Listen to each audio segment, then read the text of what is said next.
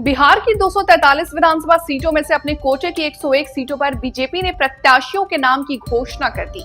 कई ऐसी सीटें हैं जिसकी चर्चा हो रही है। कहीं से किसी मौजूदा विधायक का टिकट कटा है तो कहीं से नए चेहरे को पार्टी ने मौका दिया।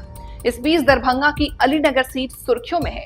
इस सीट से लोक गायिका मैथिली ठाकुर को बीजेपी ने टिकट दिया। इसका दरभंगा में विरोध हो रहा है। विरोध के बीच आरजेडी की ओर से रिएक्शन आया। आरजेडी के प्रवक्ता मृत्युंजय ठाकुर ने गुरुवार को कहा, भाजपा को अपने कार्यकर्ताओं पर भरोसा नहीं रहा, इसीलिए वे कलाकारों को चुनाव में उतार रहे हैं। कई पुराने नेता हैं, लोग हैं जिनकी नाराजगी सामने आई है, इसीलिए नई भाजपा है।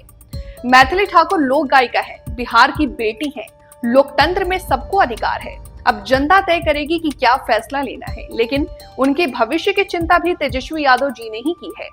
कलाकारों की ये भी जनता देख रही है। सरकार में रहते हुए एनडीए ने तो कुछ किया नहीं। अलीनगर विधानसभा सीट बीजेपी के ही खाते में था। यहां से वर्तमान में बीजेपी के मिश्री लाल यादव विधायक थे। अब यहां से मैथिली ठाकुर लड़ेंगी, लेकिन उसका क्षेत्र में विरोध शुरू हो गया। बीजेपी के स्थानीय नेताओं में नाराजगी है, जिसकी तस्वीर बीते बुधवार को देखने को मिली। स्थानीय संगठन अब मैथिली ठाकुर के खिलाफ उतर गए। बीजेपी के 7 मंडलों के अध्यक्षों ने मैथिली ठाकुर के खिलाफ आपत्ति जताते हुए संजय सिंह उर्फ पप्पू सिंह को समर्थन देने की बात कही है। मंडल अध्यक्षों का एक ही कहना है कि अलीनगर में संगठन को मजबूत करने वाले कार्यकर्ताओं को किनारे कर दिया गया और बाहरी उम्मीदवार को टिकट दिया जा रहा है, जो सही नहीं है। अब देखना होगा कि मंडल अध्यक्षों का विरोध मैथिली ठाकुर को कितना नुकसान पहुंचाता है।